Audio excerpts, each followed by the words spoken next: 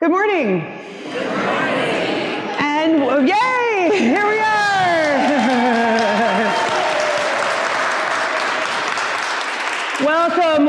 Welcome to the First Universalist Church of Rochester, where we are so excited to be in worship that we clap at the beginning of every service. And also where we are called to nurture the spirit and to serve the community. Amen? I am Reverend Lane-Mairead Campbell. It is my privilege and my honor to serve this congregation as your settled minister. And I use they, them pronouns.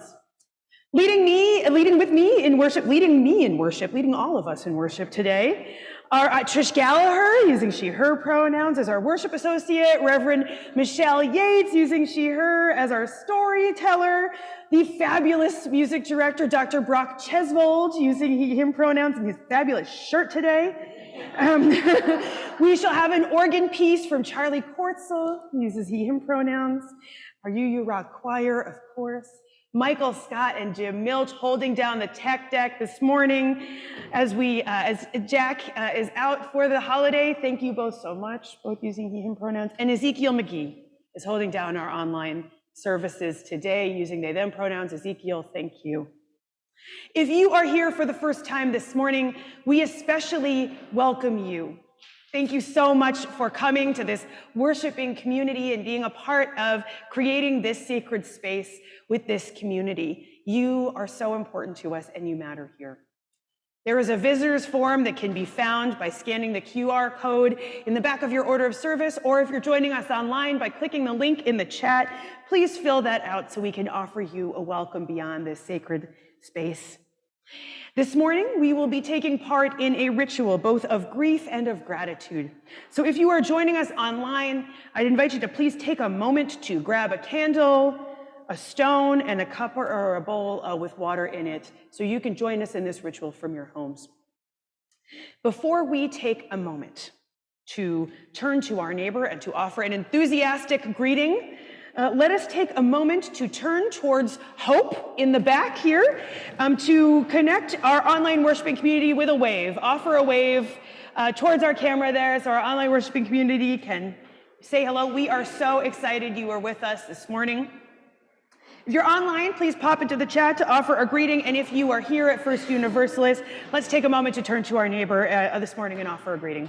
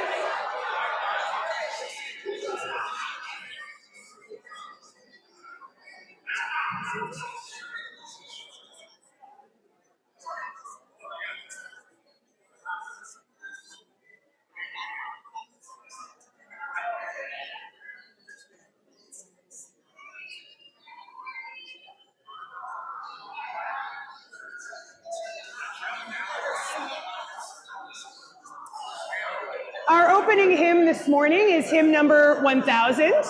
It can be found in your teal. I'm sorry, y'all. Come on back. Come on back.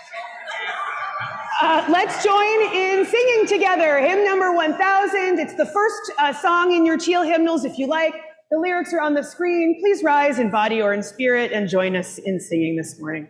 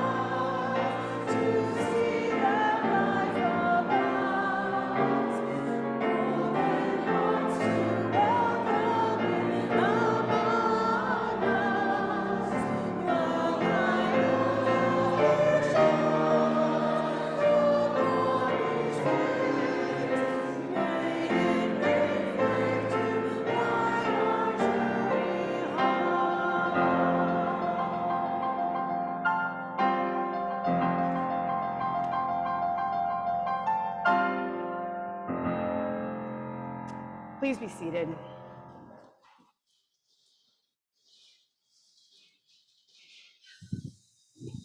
Good morning, friends. I am Bridget Watts, board president of this congregation. My pronouns are she, her. And last week, I stood up here as we said goodbye and thank you to our sabbatical minister. And this week, of course, we have the joy of welcoming back our settled minister.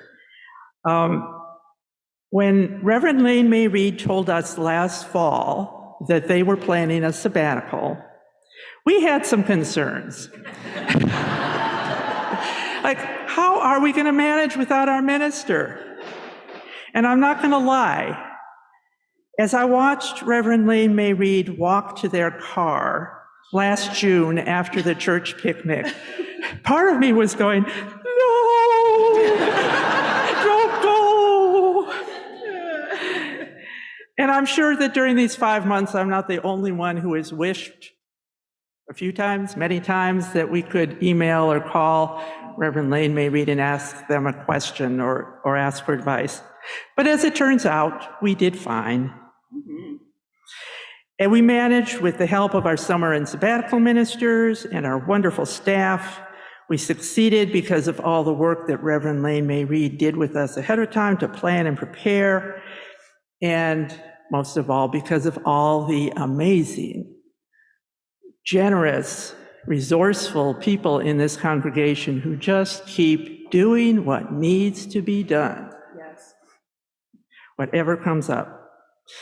The past few years have been challenging for everybody, and I'm grateful that our minister had the good sense to take a break, and grateful that they have returned to us refreshed. I'm proud of all of us for doing this. But now, Reverend Lane-Mairead, you and we have had our travels of mind and body. We have learned new things and had new experiences. But now it's time to come together again. So we're going to give you a plant. I have it right here. Oh, yay! Oh, how beautiful! A thing with roots. A thing with roots. That you need to take care of if you choose. Hopefully my cats won't eat is also the thing. Okay. Well, you might have to farm it out. But we're giving you a thing with roots. To say, welcome home, and please stay and stick with us for a while. Oh, we're so happy I plan to. Thank you. Oh, this is so beautiful.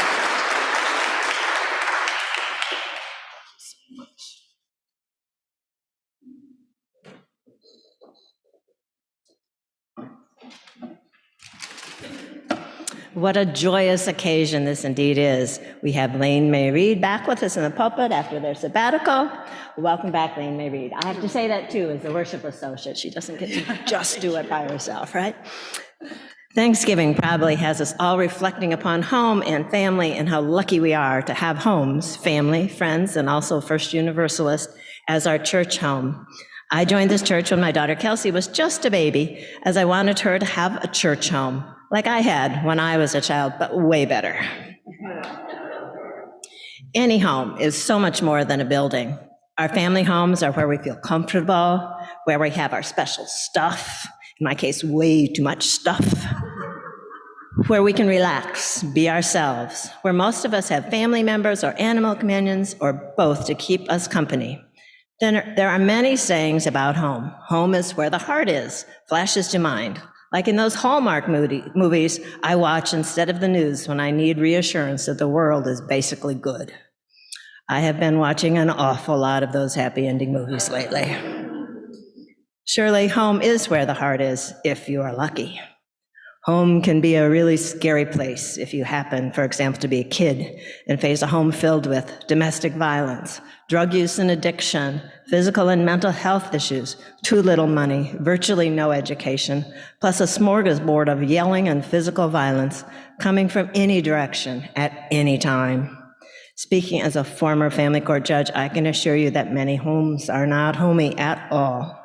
There is no peace, no privacy, no emotional support from immediate or extended family, no safety, maybe even no edible food or heat. Indeed, it seems sometimes there is even no heart.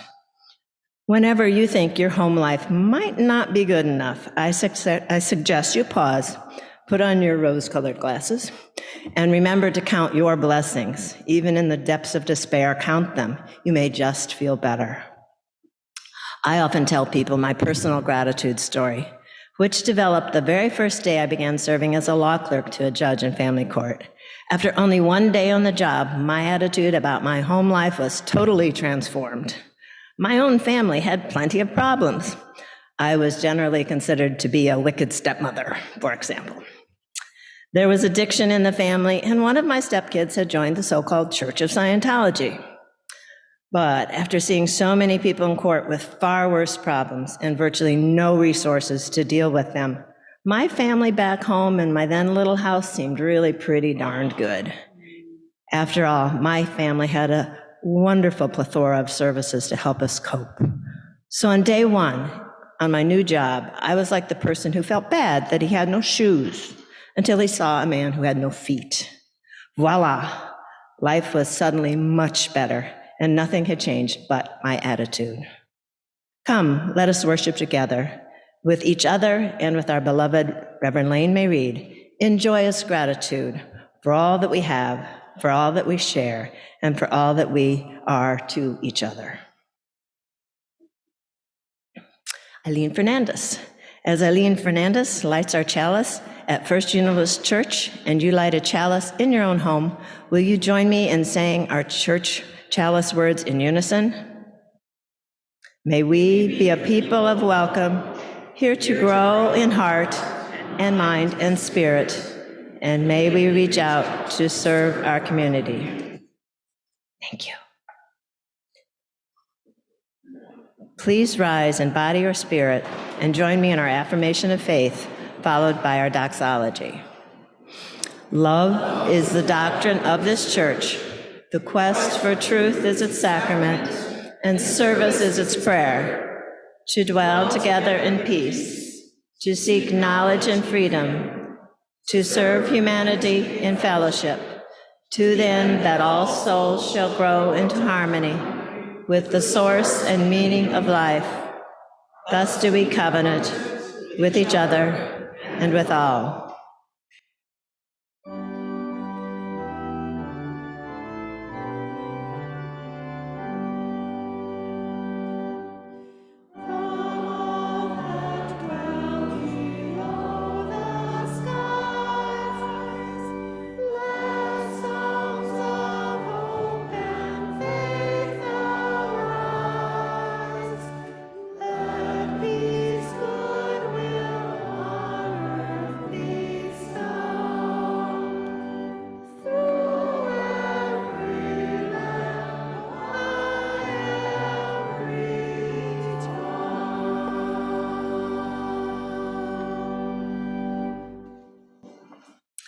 Our church is here to serve our community. We gratefully ask that you continue your financial support as we join in our ritual of shared commitment. You are invited to drop an offering in the offering plate, but if you are a visitor, please feel free to let the basket pass.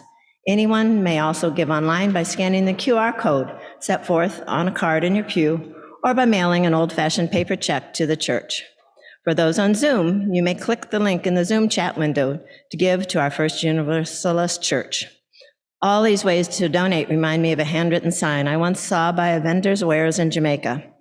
It wisely announced to all would-be buyers, no kinds of money refused. Thank you for your generosity.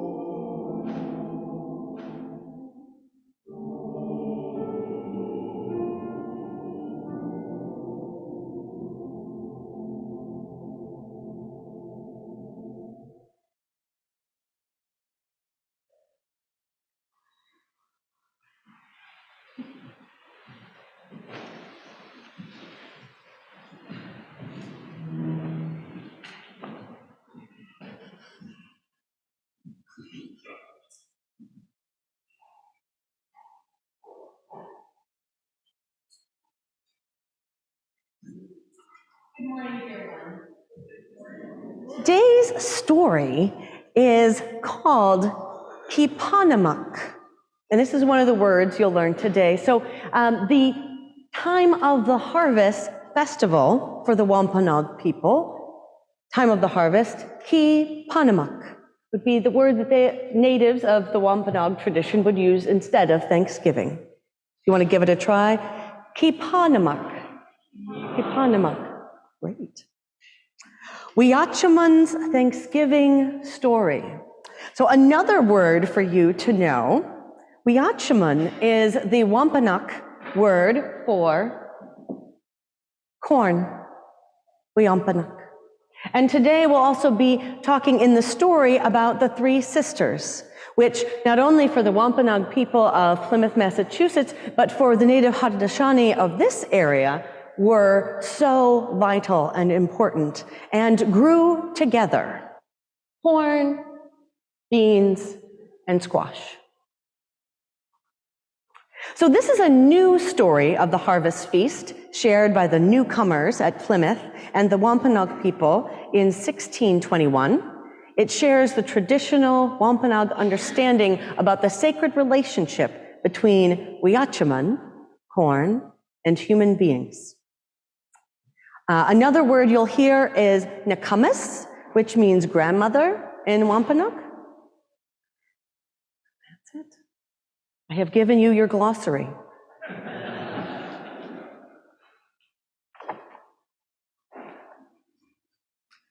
I love your garden this time of year, said little Maple. Me too. What shall we pick for lunch? Nekumis asked.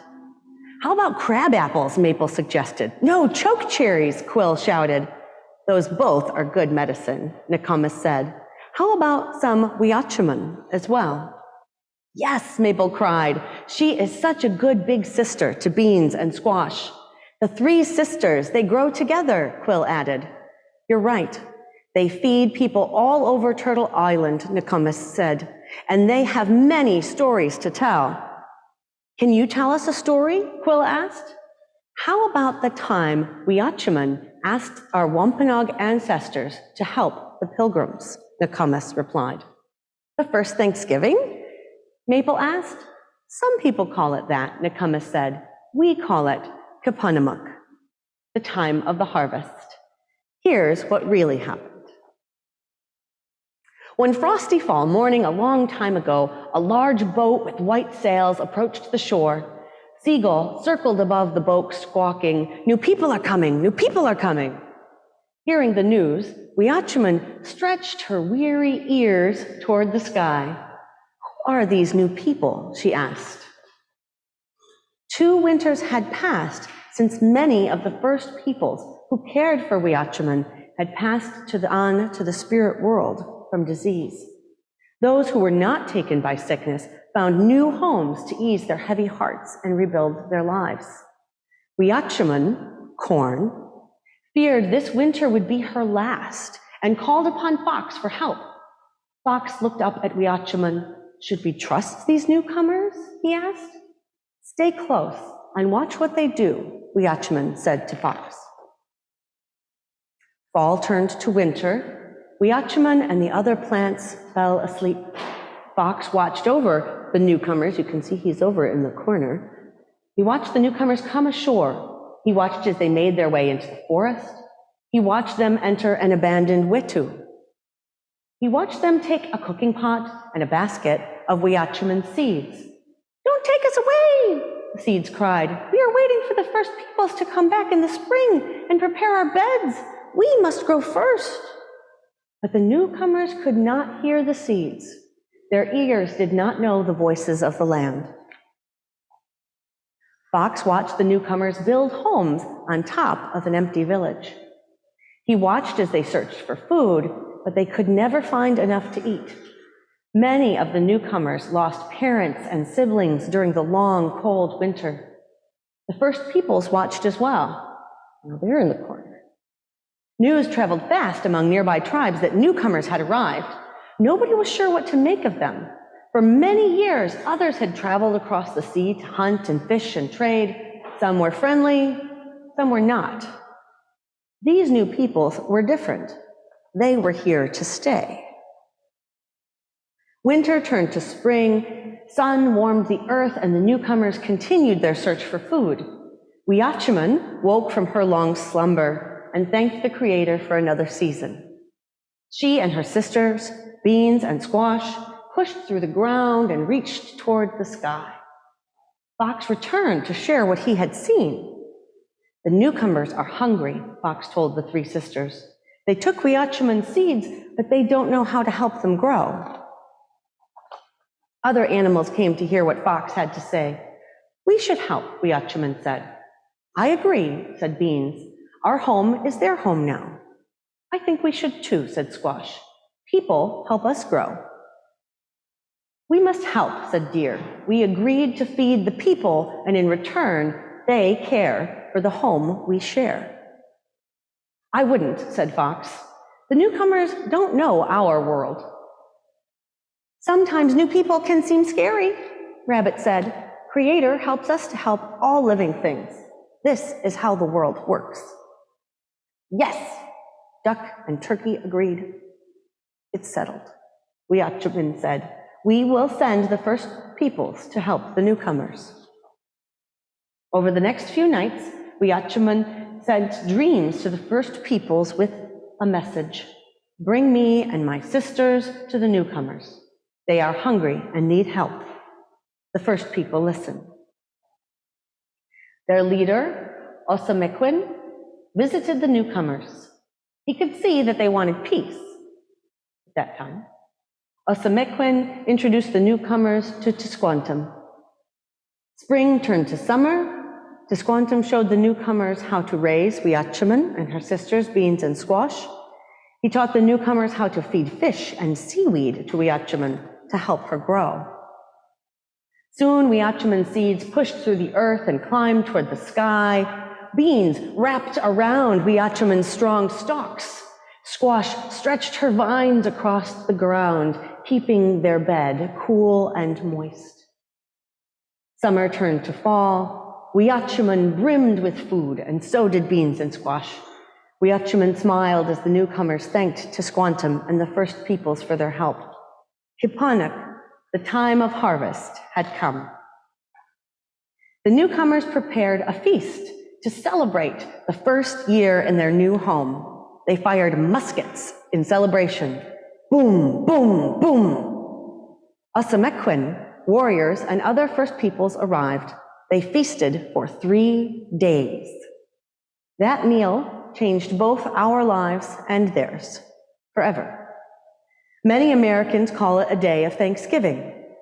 Many of our people call it a day of mourning because the settlers soon after tried to enslave the first peoples.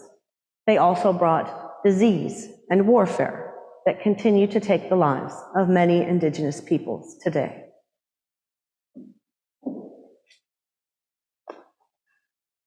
That's different from what we learn in school, said little Mabel. It was Weachaman and the other beings of the land, sea, and sky who made the newcomers' first harvest possible. Sorry, with a question mark. Who made the newcomers' first harvest possible? That's right, Nicomas said. This is why we pray before we eat. Well, what else did the newcomers and our ancestors eat, Nicomas? Quill asked. Many things. Succotash, which is a soup of beans, corn, and squash. Duck, turkey, rabbit, deer, lobster, fish, pumpkins, cranberries, boiled bread, and nasam. All this talk about food is making me hungry, Maple said. Let's go make some lunch then, Nicomas laughed. And we'll enjoy every bite, said Quill. Thank you for bravely knowing and being interested in retelling the truth about this story, about how when it was declared Thanksgiving, it was soon after a tribe was completely obliterated, making the path west for colonizers clear. Knowing that it is a day to be grateful for what we have and to have enough privilege to tell the truth and to try to change the world for the better.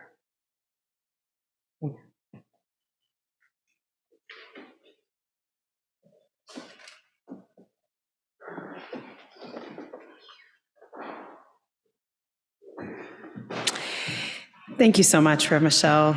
Thank you for that story. Let us take a deep breath in and out as we are invited into this reverent time of sharing the joys and the sorrows of our gathered community. If you would like to, you can place a hand over your heart to be able to listen from a heart-centered space. As Trish comes forward to place stones into the bowl on our altar, I will read aloud the joys and the sorrows of our gathered community. All online are also invited to share your joys and your sorrows in the chat, and we will be able to see them here in the sanctuary. Dear ones, this morning we share a joy from Elizabeth Osta.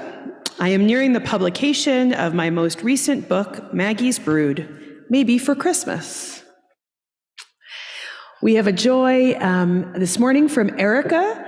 Her joy is that she is recently married on October 27th. Erica, congratulations. What a delight. Dear ones, these are our joys this morning. And yet we will also drop a final stone into the bowl to represent all of the joys and the sorrows. Oh wait, here's another one. I'm so sorry. Joy this morning from John Lukes that some of us are willing to face the various unhappy truths about our nation's history, but sorry that many want to censor any book or article that refers to our unhappy past. Let us also hold the ways that our unhappy past lives in the present as well.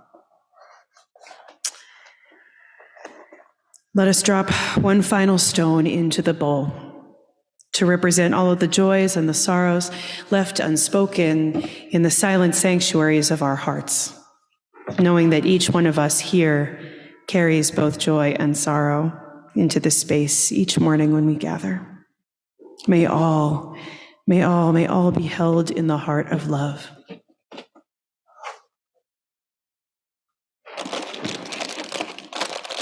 Dear ones, I want to invite us to prepare our hearts to make space for some of the larger sorrows and griefs of this season.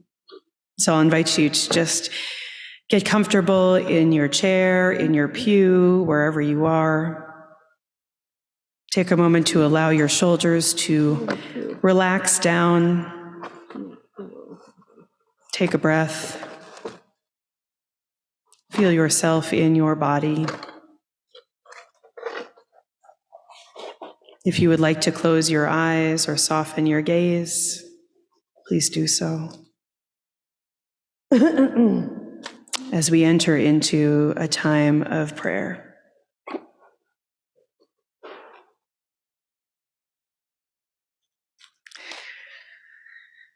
This is a prayer for those we are missing this season, for the loss and the grief we feel when we are gathered, for the empty chair, for the stories gone untold, for the inside jokes we miss. This is a prayer for this community, for the people we haven't seen in a while, for the houseless who are beginning to move indoors or risk remaining outside in the cold, for children without adequate care and resources, for the leaders and leadership in our community that we are missing. This is a prayer for the grief we are feeling at the state of our world, for the active killings and kidnappings on our screens, for the numbers, for the children, for Israel, for Palestine, for the Congo, for Sudan, a prayer of grief to honor our sorrows in this season. May we find time to lament. May we find time to share the stories. May we find time to be with our hearts. May we make space to hold both joy and sorrow in the balance. May we find the will to act in the face of such large atrocities. May our hearts' breakings be the beginning of something new. May we honor the endings and hold the gray space. And may we remember this morning that all that we grieve, knowing this community spirit and those we love are grieving right alongside us. We are not alone. Amen. Blessed be, and may it be so. Let us hold a moment of silence, to hold in a larger love all that we are grieving this morning.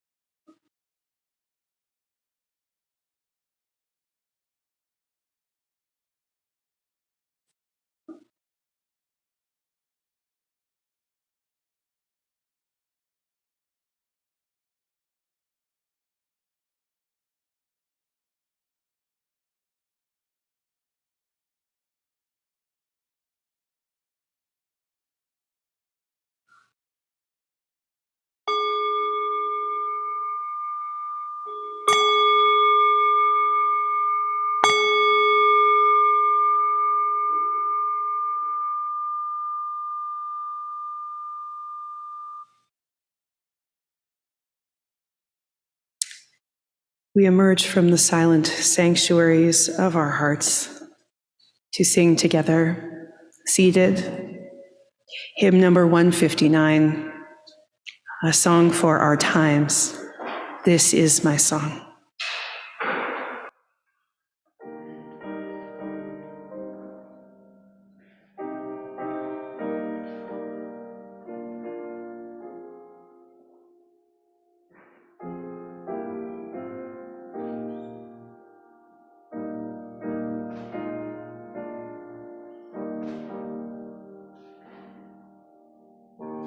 This is my song, oh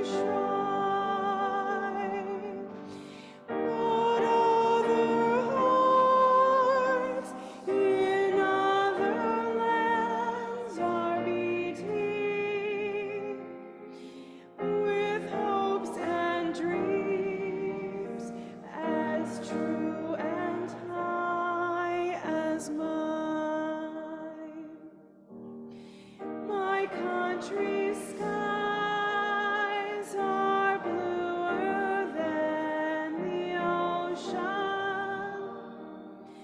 and sunlight beams on clover leaf and pine.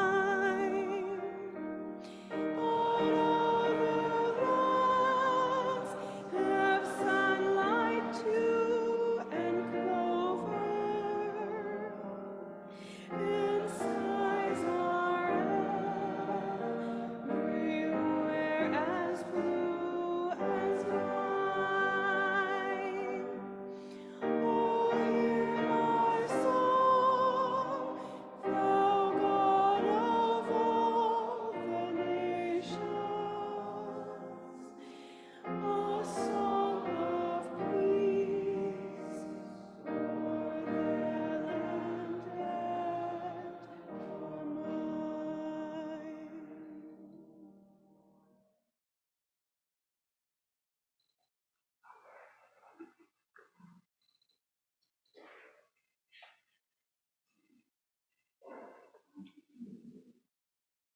In our prayer this morning,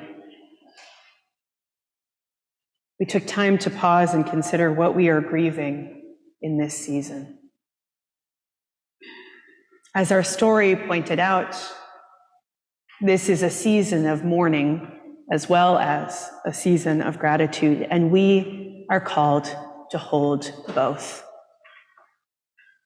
So often on Sunday mornings, we are sitting with these feelings, these griefs, these losses, and it is hard to know what to do with them.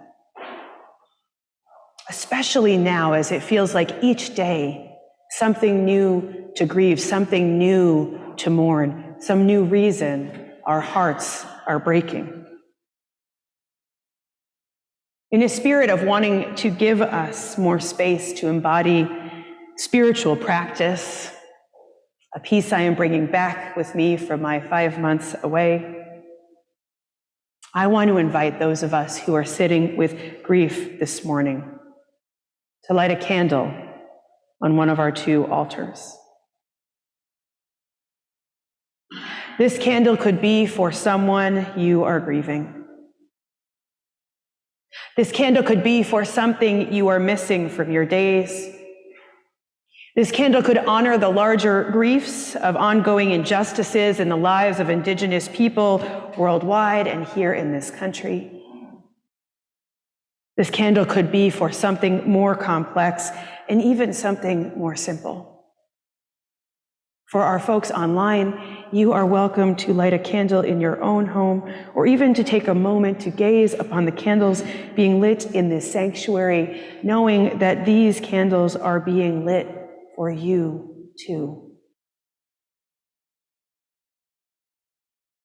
This morning, we light candles to honor our grief. We light candles whose flames hold the fire in our own hearts. We light candles together to remember that in our grief, we are not alone. Our candles are lit alongside those we sit next to, those we have not yet met, and those whom we have been connected to for years. May the candles at our 2 altars, one in the back of the sanctuary and one here up front, hold all that we are missing and remembering this holiday season. You are invited forward and towards the back of the sanctuary to light a candle for the griefs you are carrying.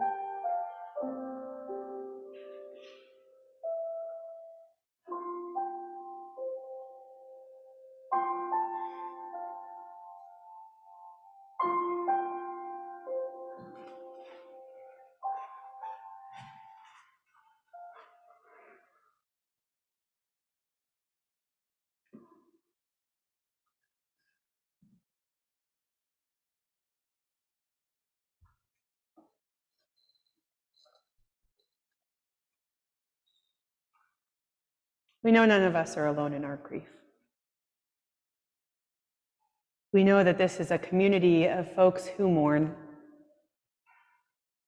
As we can see, so many of us lit candles this morning. And grief is something that can and has the power to connect us. And so I want to invite us to take a moment to consider something that we could share about a neighbor, about something we are grieving in this season. You could share a story about a loved one, perhaps just a couple of sentences about what came to mind. You are not obligated to share anything you do not want to share. But you are invited into a practice of active and deep listening around what your partner has to share, resisting the urge to fix or manage how other people feel, and to just listen. If you don't feel comfortable sharing personal information, you can also share whatever this experience was like for you, or take a moment to sit in silence. No one has to participate. For folks online, you are invited to share stories in the chat, or even to do a bit of journaling around a story that comes to mind, around an experience that comes to mind, around something you are grieving in this season. We will share with each other for 3 minutes. I'll invite you to turn to a neighbor now and to share a story.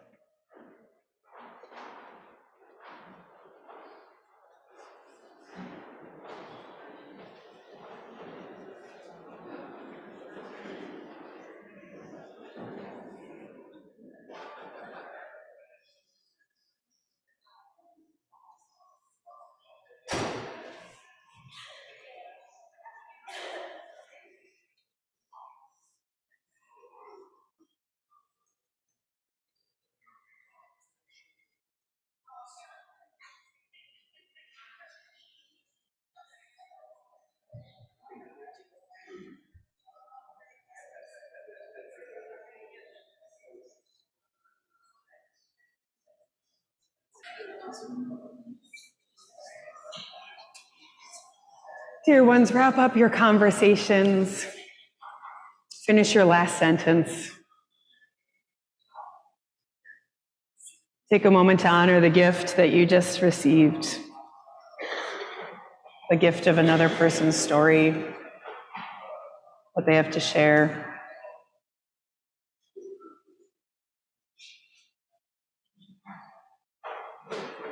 My prayer for us all, may we feel the burdens ease as we share our sorrows with those around us. May we feel heard. May we remember our call in this community to be present to one another in love and in care.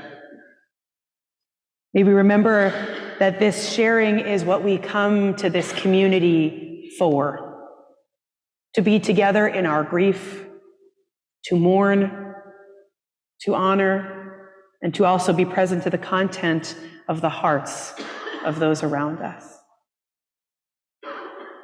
I am so grateful for the opportunity to get to listen to you and to wrangle you back, even though you still want to keep that conversation going. Brock and I were just sitting here talking about some of our own griefs of the season, alongside how grateful we are both to be here and to be serving this incredible congregation. It is such a gift to get to witness you all together. In my first year of ministry here, I was given the deep honor and a bit of a challenge to preach at our annual Interfaith Thanksgiving Day service. The first one in, here we are, right? And I want to share a reading with you all this morning that I shared during that service from Mark Nepo. Mark Nepo, if you're not familiar, is an author, a poet, and a Buddhist. And he shares this piece. I was writing just the other day about being grateful, thanking God that my experiences have hollowed me out like a hollow bone. But I was never thankful while I was being hollowed out. And I think that is very human. When I have experienced difficult things with family or friends or in life situations, it's very hard. I certainly wasn't thankful for the pain in my stomach when I was recently ill. I didn't want it to be there. But trying to hold the larger view at the same time is where gratitude lives. So let me give you an image. If you're at sea and you're in a raft and the swells of the sea are huge, when you are lifted to the top of the wave, you can see eternity. When you come down into the belly of the wave, you can't see anything. The kind of gratitude we're talking about is not to deny the fact that you are in the belly of a wave and that wave might crash on you, but to never lose sight of the horizon, even though in this moment you're not seeing it. We are in need of keeping our view to the horizon right now. Gratitude can help keep us in the present moment. And it can be a guiding light for getting us through difficult, confusing, and even painful times. It can be hard to navigate holding gratitude while we are experiencing pain. And I feel like gratitude is such a sustaining force in times like these. What I do appreciate about Mark Nepo's writing is that he's holding both being in the belly of the wave as well as traveling up to the crest. Gratitude being found in the view of eternity, not in the limiting space pain can be for so many of us. Not holding the expectation that we're always going to feel it there. We are not here this morning to gloss over the mourning or the loss. Our candles remain lit. We are here this morning to learn how to live through difficult times together, remaining connected to Spirit, remaining connected to something larger than ourselves. I want to invite you right now, take a moment and just think of one thing that you are grateful for. Just in this present moment, it can be something big going on in your life, or it can be something mundane. What are you grateful for? I know many of us likely answered this question just a few days ago, so feel free to draw on what you shared then, but if you have something from this present moment, from this holy minute in your life, it is that gratitude that can keep one's view on the horizon. So if you feel called, take a moment to type it into the chat or to say it out loud, and I'll try to catch some of them. What are you grateful for? This church. My partner. Love. My family. Recovery. Good health. Nature. You? For you. And for me.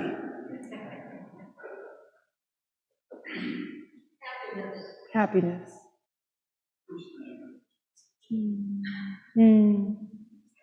Music. Our animals. The pilgrims. Every new day. Jazzercise. An uncomplicated love to a stuffed animal. A belly full of, I can't see what it says, but a full belly. Joe Biden. Oh, the chat's getting spicy. I love it. My little dog.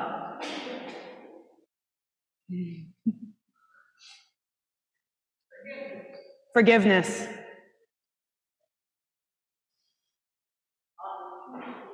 Opportunity. Hope. Love. Grace. Family.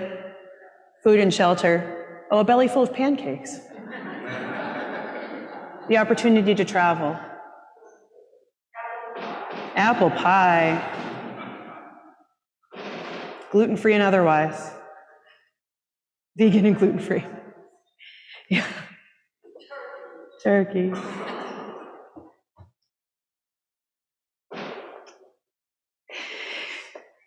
I want to share with you all that during my sabbatical, I spent a lot of time with one of Mark Nepo's books, The Book of Awakening. You can see that I spent a lot of time with it because the pages are all messed up. I got caught out in a rainstorm with it, accidentally.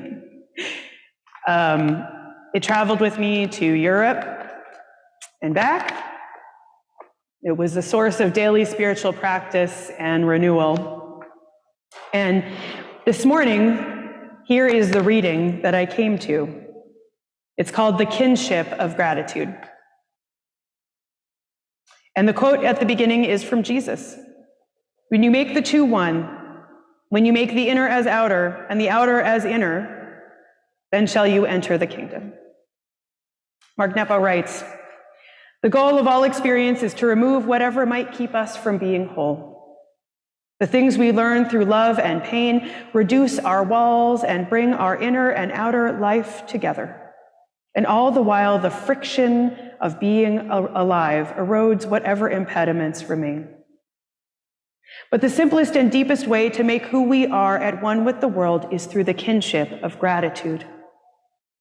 Nothing brings the worlds of spirit and earth together more quickly. To be grateful means giving thanks for more than just the things we want, but also for the things that surmount our pride and stubbornness.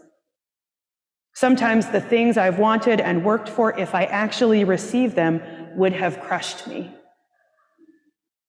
Sometimes just giving thanks for the mystery of it all brings everything and everyone closer, the way suction pulls streams of water together.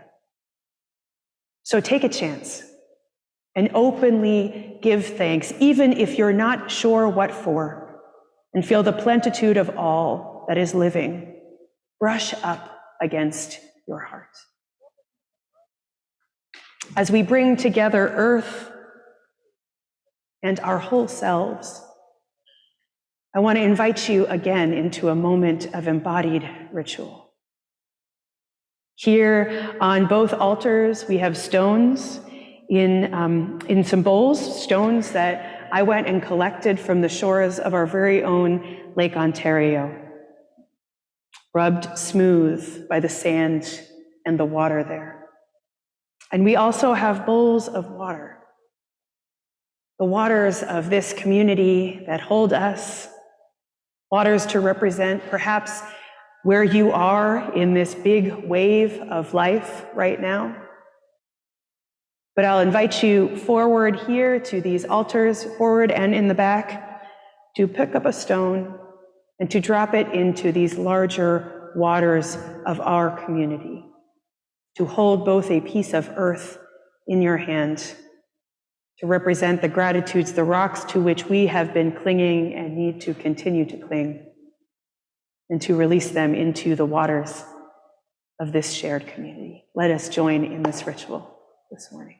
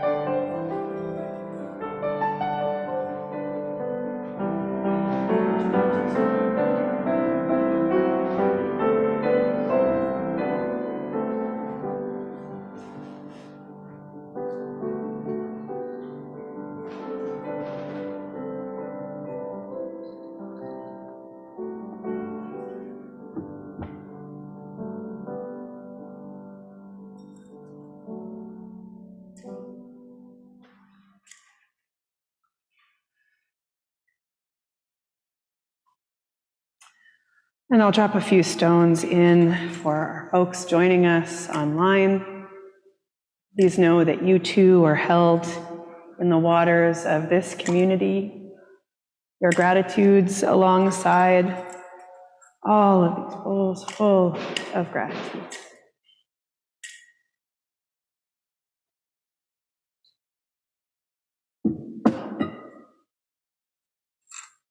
May our hearts be filled with gratitude this season. A gratitude that has the capacity to help us see a larger picture. A gratitude that exists alongside our sorrows. A gratitude that calls us toward service to others and to our own spirits. May we keep our view on the horizon, knowing that we will get through challenging times together, knowing that this is a place we can come to celebrate and to mourn, knowing the present contents of our own hearts. Let this be our song, the joy of being in community, the love of the earth that holds us through all seasons, the beauty of knowing we are in this thing called life together. Blessed be. Amen. And may it be so.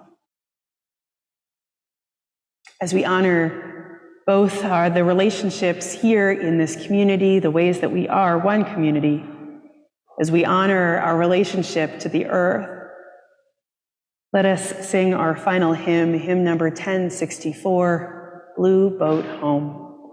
And if you feel like swaying, sway with it.